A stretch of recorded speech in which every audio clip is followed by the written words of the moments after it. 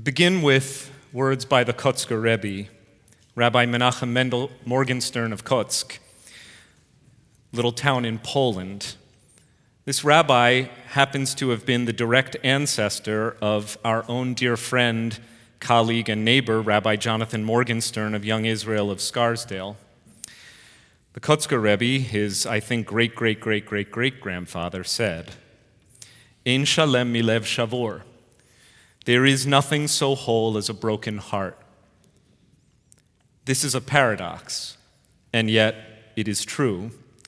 We grow more whole when hearts are broken because we grow in compassion, empathy, wisdom, and understanding. When Leonard Cohen sang, "There's a crack in everything, that's how the light gets in," he conveyed a truth about the human heart as much as about the world.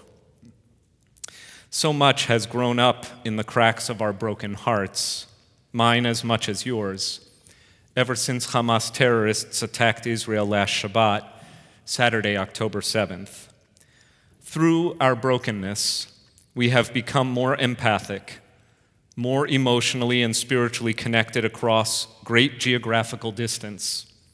Israelis and diaspora Jews have, by and large, set aside enough differences that have been tearing us apart from within for the last year in order to stand together behind a wartime unity government in Israel, a development that we heartily welcome, even though brought about through brokenheartedness. I'll tell you, it's not easy to teach Torah with a broken heart. It is not easy to do anything with a broken heart. But Judaism does not summon us to do things that are easy. Judaism demands of us hard things, the holy things. And when it comes to a Jewish understanding of morality, the Torah provides eternally relevant precepts, so we must learn Torah, even with broken hearts. And as it so happens, the shedding of innocent blood is one of the first topics that the Torah takes up. When, in this week's parasha, Bereshit, the very first portion of the Torah, Cain slays his brother Abel, the Torah reports, Vayomer me'asita, kol demei achicha tzoakim elai min ha'adama. And God said to Cain, "What have you done? Your brother's blood cries out to me from the ground." In Judaism, to shed innocent blood is a gross affront to God. Even in a world where human justice and human compassion are usually in short supply, the divine demand for justice and compassion is unrelenting. Whole families, whole communities snuffed out in an orgy of violence. 1,300 Israelis killed, 1,000 of them civilian murders. Human beings targeted simply because they were Jews living in the world's only Jewish state. Children butchered in front of their parents, and parents in front of their children. Revelers at a desert party gunned down in cold blood. Our Israeli family maimed, tortured, and raped. The young, the old, the defenseless and disabled. Jews kidnapped and paraded through the streets of Gaza while onlookers cheered, some living, terrified, others already beaten and bullet hole-ridden corpses. You know all this, and yet we must repeat it again and again for the world to hear. The world must hear that our brother's blood, our sister's blood, cries out to God and to us from the ground. Picture Adam and Eve, helpless parents of Cain and Abel, clutching each other when they learned that their boy was slaughtered in an open field. And then you can picture the heart of every Israeli, every Jew, and indeed every person with an even rudimentary grasp of basic morality and human decency. And yet, in recent hours and days, I have found Many people without a basic grasp of rudimentary morality and human decency. Do not stand for the sophistry of those who want to convince you that this situation is complicated. Do not accept the specious argument that Hamas cares about the lives of Palestinians living in Gaza or the West Bank, or about a two-state solution, or about 1967 borders, or about human rights or freedom, although all of these terms have found their way to the front of the Palestinian cause. Hamas has been crystal clear in word and now in deed about their motives: to terrorize and murder as many Jews as they can, to shed as much Jewish blood as they can, not only Israeli blood, but Jewish blood, targeting us wherever we live. Do not stay silent when pundits on TV, or your so-called friends whom you follow on social media, or your college and high school classmates, and your elected officials engage in both sidesism, or moral relativism, or rationalize the murder of Jews as the legitimate tactics of a desperate and deprived Palestinian people, which they are by and large, or blame Israel for the entirety of Palestinian suffering, or try to link this vicious pogrom on the occupation. There is no moral justification for murder, full stop. Hamas has announced its intention to avenge Al-Aqsa, the chief Islamic shrine in Jerusalem. Within moments of the attack, they said that they see this as an Islamic holy war against the Jews and the Jewish state, not against the IDF in the West Bank or the blockade of Gaza, which, by the way, is overseen jointly by Israel and its strategic ally Egypt, a Sunni Arab dictatorship that nonetheless does not misconstrue Hamas's intentions. Egypt correctly categorizes Hamas as a terrorist organization in league with the Muslim Brotherhood and a direct threat to Egypt and the Middle East. Egypt and Israel know full well what Hamas stands for, and so does the United States, and so do we, as do all people of conscience and unclouded moral vision. Hamas seeks a holy war that will eradicate Jews from the earth, and their charter says as much in writing. Do not be seduced by the reductionist and intellectually shoddy arguments of those who would analyze this nightmare according to simple body count, as they fetishize proportionality, as if morality were simply a game of tit for tat, as if it would be an acceptable outcome to allow even a single Israeli family to live in terror and trauma in their own country. Would any of us, Americans, ever accept such an arrangement with a virulent enemy on our borders? I do want to highlight for you some of the heartening examples of moral clarity that have been heard in recent hours and days. Heartfelt commendations to the Biden administration, and to Secretary of State Antony Blinken, Secretary of Defense Lloyd Austin, for their unceasing and full-throated support.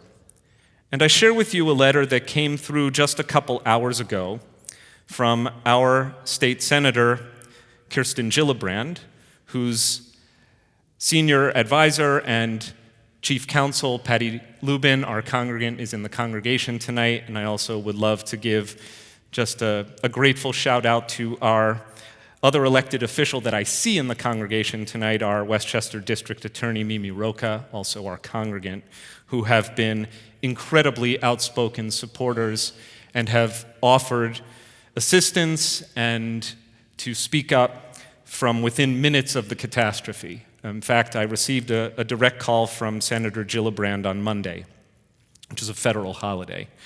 She writes, "My fellow New Yorkers, this was a very difficult and tragic week in the wake of Hamas's attack against Israel and the evil atrocities committed against innocent men, women, and children.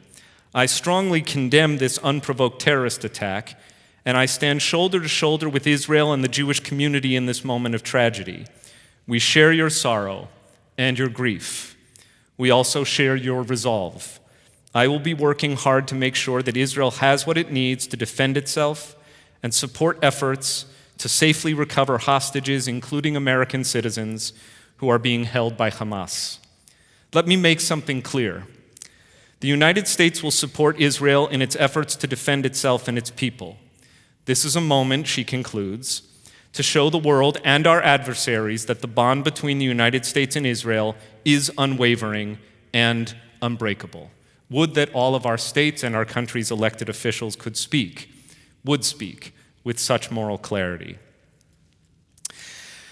And so, at this moment, I have so much more to say. I spent the afternoon on the phone with a student at Harvard University who, together with two other leaders, I think only he is Jewish, so two other non-Jewish leaders who are part of a speakers forum, a student speakers forum that is tasked with bringing prominent intellectuals and other people of note to hold forth on the campus of Harvard University.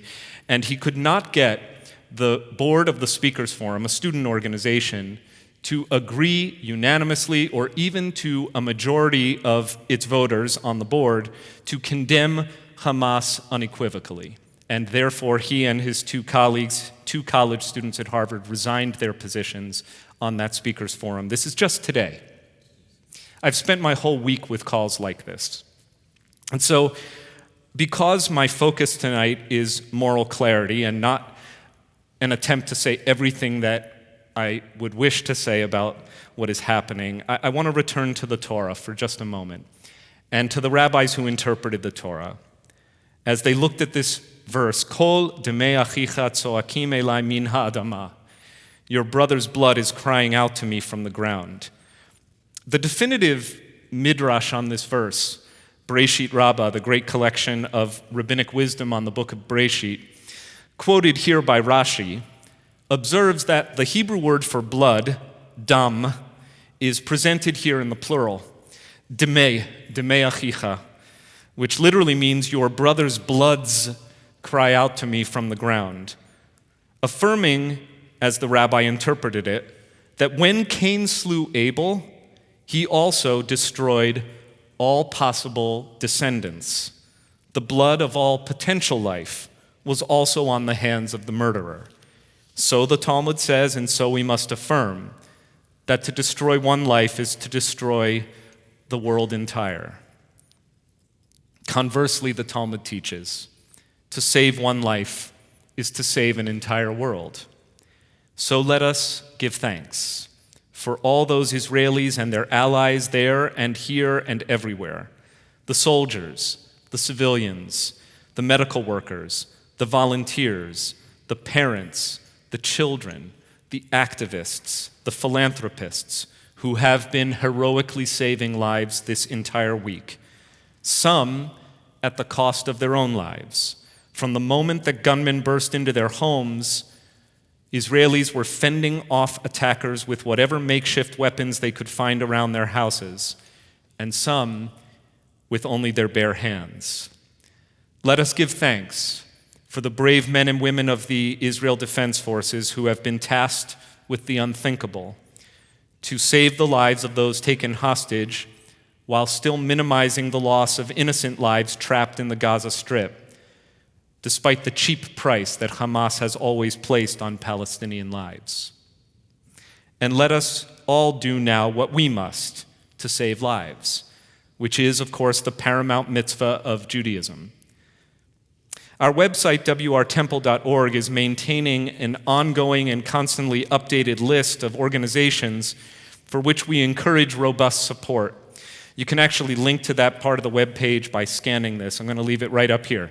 So if you want to just photograph that before you leave tonight, QR code, it will link you directly to the page of our website where we invite you to consider contributing to those charities that put a high priority on saving lives and providing care for Israelis in harm's way.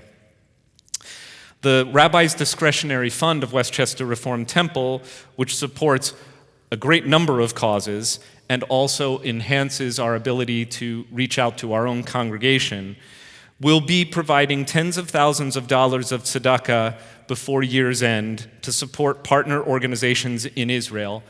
And I offer on behalf of the rabbis of the congregation and my clergy partners, rabbis and cantors alike, to direct our tzedakah foremost toward charities that are saving lives and healing wounds, both physical and emotional, including the many incredible Israeli medical facilities and emergency services that are working tirelessly to save life without regard for nationality or creed, Jewish and Muslim lives, Israeli and Palestinian lives.